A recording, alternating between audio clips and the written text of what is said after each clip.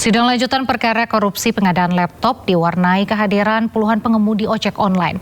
Sopir ojol hadir untuk memberikan semangat kepada terdakwa mantan Mendikbudristek Nadiem Makarim. Setibanya di Pengadilan Tindak Pidana Korupsi Jakarta Pusat pada Senin ini, Nadiem disambut puluhan pengemudi ojek online. Para pengemudi memberikan teriakan penyemangat bahkan pelukan sebagai bentuk dukungan untuk Nadiem. Di dalam ruang sidang, pakar komunikasi politik Rocky Gerung juga hadir memberi semangat. Sidang hari ini beragendakan pemeriksaan terdakwa dalam perkara dugaan korupsi pengadaan Chromebook di lingkungan Kemendikbudristek. Nadiem didakwa terlibat dalam kebijakan pengadaan perangkat Chromebook yang disebut merugikan keuangan negara. Dakwaan jaksa disangkal kuasa hukum yang menyebut kebijakan pengadaan dilakukan untuk mendukung digitalisasi pendidikan nasional.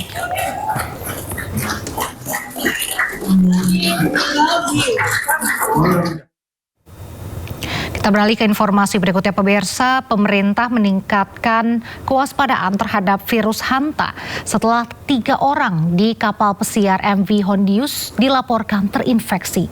Kementerian Kesehatan kini berkoordinasi dengan WHO untuk melakukan screening dan deteksi dini.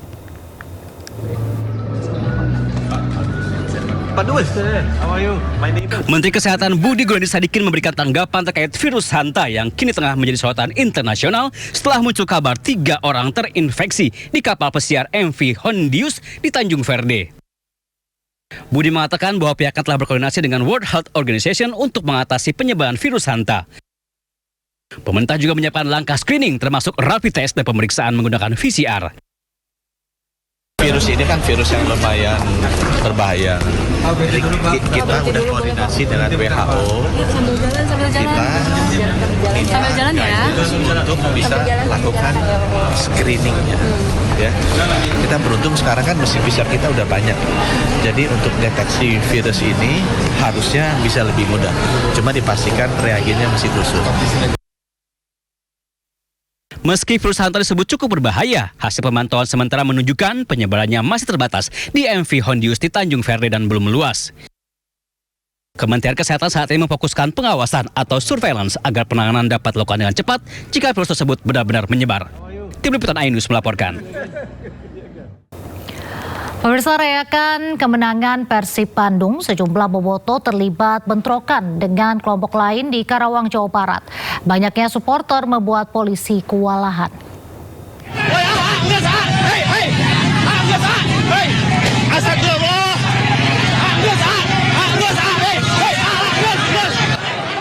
Konvoi yang dilakukan ribuan bobotoh di Karawang yang awalnya berjalan tertib berubah memanas hingga terjadi bentrokan antar kelompok massa. Keributan dilaporkan terjadi di sejumlah titik. 2 kelompok massa terlibat baku hantam di tengah ramainya konvoi sehingga membuat arus lalu lintas sempat lumpuh. Akibat bentrokan, 1 orang terkapar tak sadarkan diri di lokasi kejadian. Warga dan petugas kepolisian yang berada di tempat kejadian langsung memberikan pertolongan serta mengevakuasi korban ke tempat yang lebih aman. Hingga kini belum diketahui secara pasti kondisi korban maupun penyebab utama terjadinya bentrokan. Petugas kepolisian mengaku kewalahan karena banyaknya bobotoh yang memadati lokasi. Sejumlah personil terpaksa diterjunkan untuk meredam situasi dan mencegah keributan meluas ke titik lain. Peristiwa ini menjadi pengingat agar euforia kemenangan sepak bola tidak berujung pada tindakan anarkis yang dapat merugikan diri sendiri maupun orang lain. Dari Karawang, Jawa Barat, Rudi Setiawan, iNews melaporkan. 3 supporter Persib Bandung terluka akibat diserang supporter lain usai menonton bareng di Cibadak, Kabupaten Sukabumi, Jawa Barat.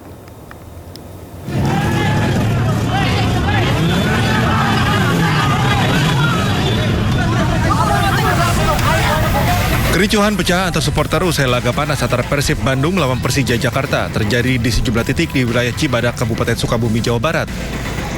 Sekelompok supporter diserang oleh sekelompok supporter lain setelah pulang dari nonton bareng yang digelar di sejumlah lokasi di wilayah Cibadak.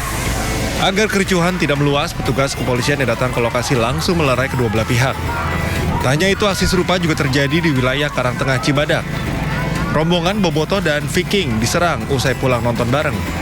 Akibat kejadian ini, 3 orang bobotoh terluka di bagian kepala setelah terkena sabetan senjata tajam. Berapa motor? 3 atau 4 motor gitu? 4 motor. Kalau yang nyegat berapa orang tadi? Banyak mas. Banyak. 1 lawan 20. 1 lawan 20 ya? Iya. Itu sesudah nobar atau sebelumnya itu kejadian? Sudah nobar. Para korban meminta kepada pihak kepolisian untuk mengusut tuntas kasus ini agar kejadian serupa tak terulang di kemudian hari. Dari Sukabumi, Jawa Barat, Budi Setiawan, iNews melaporkan. Informasi berikutnya pemirsa, 2 WNA Singapura korban erupsi Gunung Dukono berhasil ditemukan. Jenazah kedua korban tertimbun material vulkanik erupsi. Polisi memeriksa 6 pemandu wisata Gunung Dukono. Buat kami, terima kasih. Sumasa. 2 warga negara Singapura korban erupsi Gunung Dukono, Halmahera Utara, Maluku Utara berhasil ditemukan. Korban ditemukan tidak jauh dari lokasi ditemukannya korban Angel, warga negara Indonesia sehari sebelumnya. Kedua korban ditemukan sekitar 30 meter dari bibir kawah Gunung Dukono. Evakuasi dilakukan dengan hati-hati karena aktivitas erupsi Gunung Dukono yang masih terus terjadi. Ini hari ketiga ya, alhamdulillah sampai saat ini pada pukul 17.58 ya, pelaksanaan evakuasi terhadap 2 yang diduga jenazah dari WNA telah ditemukan dan tadi sudah dievakuasi langsung menuju ke rumah sakit untuk dilakukan identifikasi. Kedua jenazah korban dievakuasi ke RSUD Halmahera Utara untuk proses identifikasi. Dari Halmahera Utara, Maluku Utara, Ismail Sengaji, iNews melaporkan. Viral di media sosial, curhatan seorang penumpang wanita KRL menjadi saksi perundungan di gerbong khusus wanita. Selain penuh sesak, suasana di dalam gerbong disebut semakin memanas karena dipenuhi ucapan yang terkesan merendahkan dan intimidatif. Curahan hati penumpang wanita ini langsung menjadi sorotan warganet setelah ramai di media sosial. Dalam unggahannya, ia mengaku menyaksikan seorang penumpang mendapat perlakuan tidak menyenangkan di dalam gerbong khusus wanita KRL jurusan Bogor, Jakarta Kota.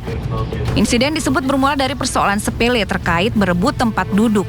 Namun situasi berubah tegang ketika muncul ucapan yang dinilai menyudutkan kondisi fisik korban.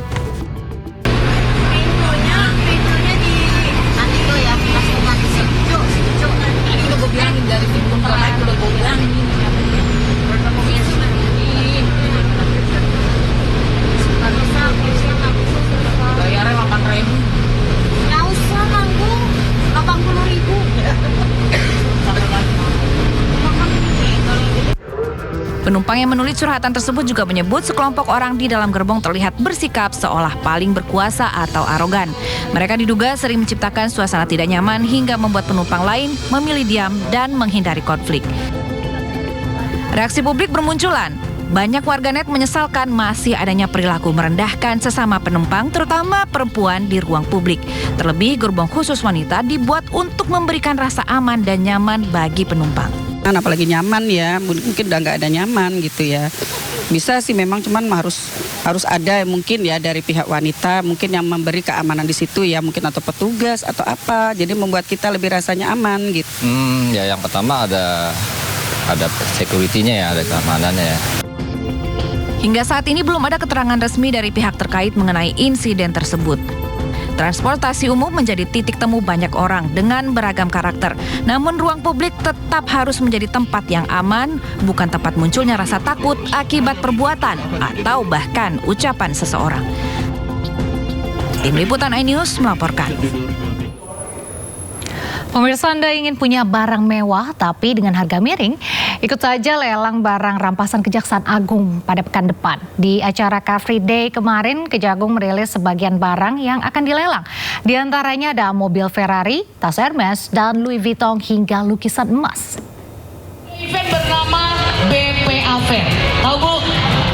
Inilah deretan barang-barang mewah hasil rampasan yang akan dilelang Kejaksaan Agung dalam pameran Badan Pemulihan Aset pekan depan.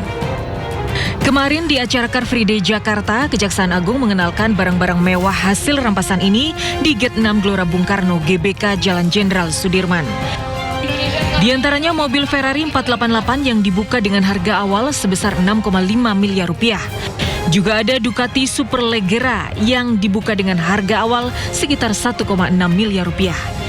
Juga ada Harley Davidson Road Glide yang dibuka dengan harga sekitar 87 juta rupiah. Tidak hanya kendaraan, Kejaksaan Agung juga memamerkan sejumlah tas mewah. Di antaranya Hermes, Dior, dan Louis Vuitton dengan harga mulai sepertiga dari harga aslinya. BPA Fair akan digelar 18 hingga 21 Mei 2026. Hasil lelang akan disetorkan ke kas negara. Tim Liputan iNews melaporkan.